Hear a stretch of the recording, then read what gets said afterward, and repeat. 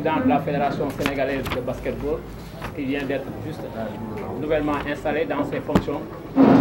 Monsieur les membres du comité exécutif de la Fédération sénégalaise de basket, monsieur les entraîneurs, mesdames, messieurs, chers Lions. Donc le protocole s'établit ainsi. Tout de suite, vous allez entendre le message du chef de l'État. Au nom du chef de l'État, le ministre va prononcer le message du chef de l'État qui sera délivré au Lyonçon en partant pour la Coupe du monde de basket qui aura lieu en Grèce. Donc, monsieur le ministre, vous avez la parole. Monsieur le secrétaire général du ministère des Sports, monsieur le directeur de cabinet, mesdames et messieurs les directeurs et chefs de service, mesdames et messieurs les membres du bureau et du comité directeur de la Fédération sénégalaise de basketball, chers joueurs de l'équipe nationale du 19, parce que j'entends des fois le président, ou bien c'est la frontière U18-U19. Ce matin encore, je suis très fier de remettre le drapeau national à notre équipe nationale de basket U19 dans le cadre de sa participation à la prochaine Coupe du monde de la discipline prévue en Grèce du 27 au 8 juillet 2019.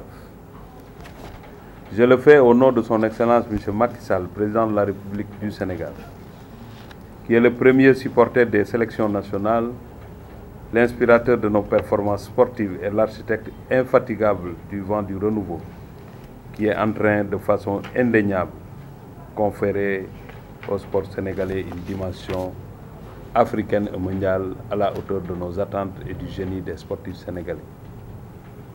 Dans le cadre de la politique qu'il a définie, le président Macky Sall accorde une place de choix aux infrastructures sportives.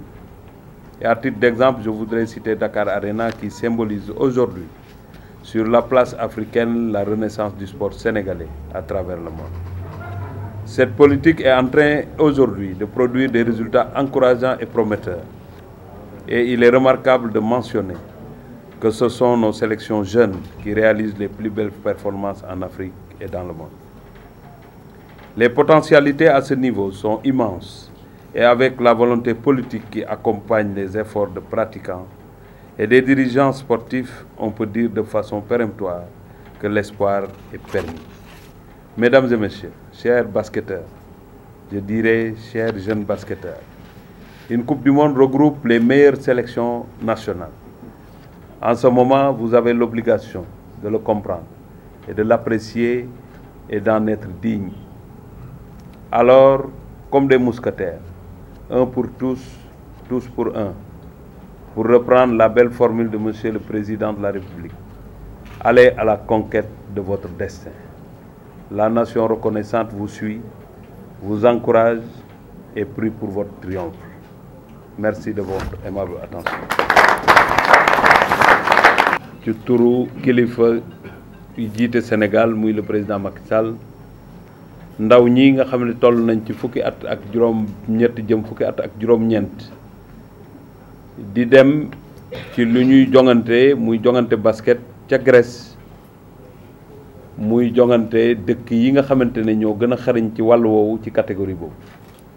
Coupe du monde yombul ab pays di ci qualifié surtout fii ci Afrique ay jafe-jafe la xeex la ba sonn waaye ndaw ñi am nañ capacité bi xeex nañu ko ba yàlla def tey ñu war caa dem ci 28 juillet bi jëm 28 juin war a dem ba ci 8 juillet ñu leen di ñaax nag parce que raay réew moom ku ñu ko jox rek am na lu ne ci yow te nekkul ci ñëpp parce que il n'est pas donné à tout le monde nga représenter ce pays yéen nag am ngeen chance bi ñu leen koy jox Sénégal di leen dénk li moom ngeen war a dem wone xarkamu Sénégal bu am solo mooy xeex comme ni ñu koy waxee dem ba jeex daanu sax bu naree am na doon daanu boo xamante ne boo jógee mel ni yaa daan loolu nag fulla ak fayda moo koy maye xeex bañ a bàyyi dara moo koy maye te jàpp nañ ne seen encadrement technique liggéey nañ ci yéen liggéey bu tax ngeen war a def loolu am ngeen président fédération ak ñi mu àndal ñu leen di jàppale kon ci baatu njiitu réew mi ñu ngi leen di ñaax te leen wan ne Sénégal yëpp a ngi seen gannaaw dinañ leen ñaanal dinañ leen supporter waaye yéen tamit fu ngeen mënti nekk ci bal bi ak ci biir terrain bi wala ci biti na ngeen xalaat ne Sénégal gii ñu ngi leen di suivre te Sénégal jox na leen li moom muy drapeau national. li ciy teg nag mooy góorgóorlu moom moo leen war parce que président Macky Sall mu ngi góorgóorlu di def li mu mën ci wàllu infrastructure sportive te loolu muy def yëpp pour développement basket la développement sport.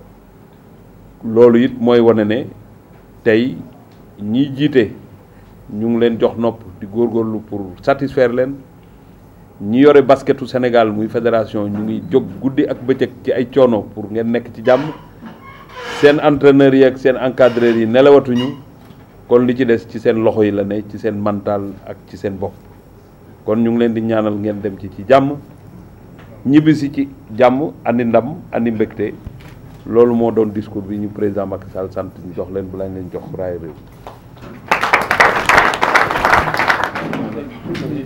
On va l'encadrer.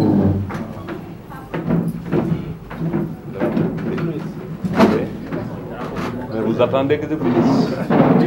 Yow bëgg nga photo loolu waay.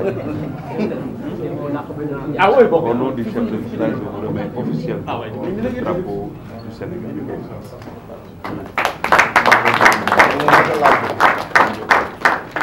Bravo. Allez, bonne chance.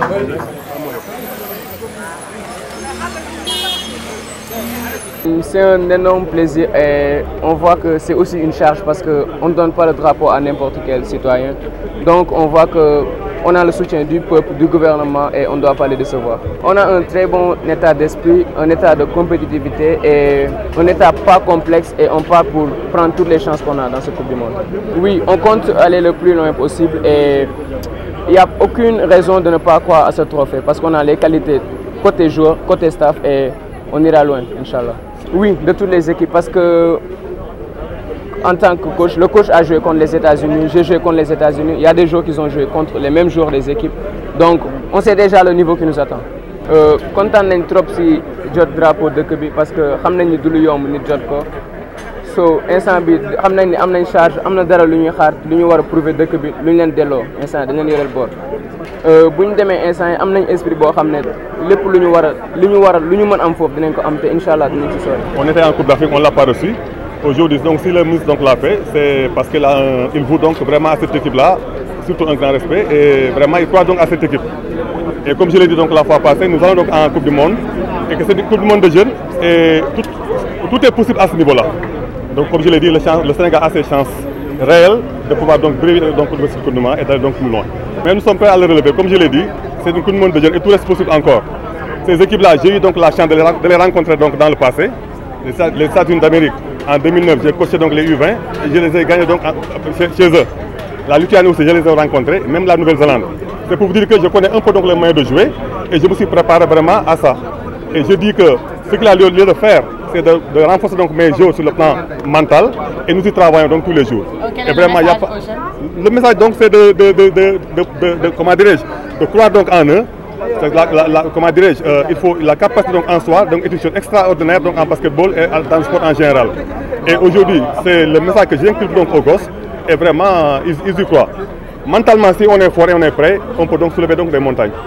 waaw li ma koy wax rek moom mooy jël raay bi aussi day nekk lu rëy ci ñun parce que yàgg nañoo qualifié gagné ay Coupe d'Afrique daan dem ay Coupe d'Afrique bi ñëw mais kenn mësu koo jox aujourd'hui bu ñu ko joxe aussi day nekk sentiment de fierté mais li may wax rek tout le temps na nekk affaire boo xam ne nii bu mu gis ci xale yi nañ ko jàpp xam ne compétition lañ jëm te lépp fu mën a nekk comme j'ai dit compétition jeune tout reste possible à ce niveau là parce que li ci am chance moom mooy am naa expérience demoon naa Coupe du Monde 2013 dem naa fi aussi 2009 tournoi bu mag États-Unis rencontre naa équipe yooyu yëpp xam naa donc li ñuy joué maa ngi ci préparé xale yi comme je l'ai dit bopp yi su baaxee rek tànk yi baax lépp baax donc c'est là il faut travailler ñaax leen encore ñu gëm seen bopp ku gëm sa bopp mën ngaa dem ci kanam rien n'est impossible donc en basketball.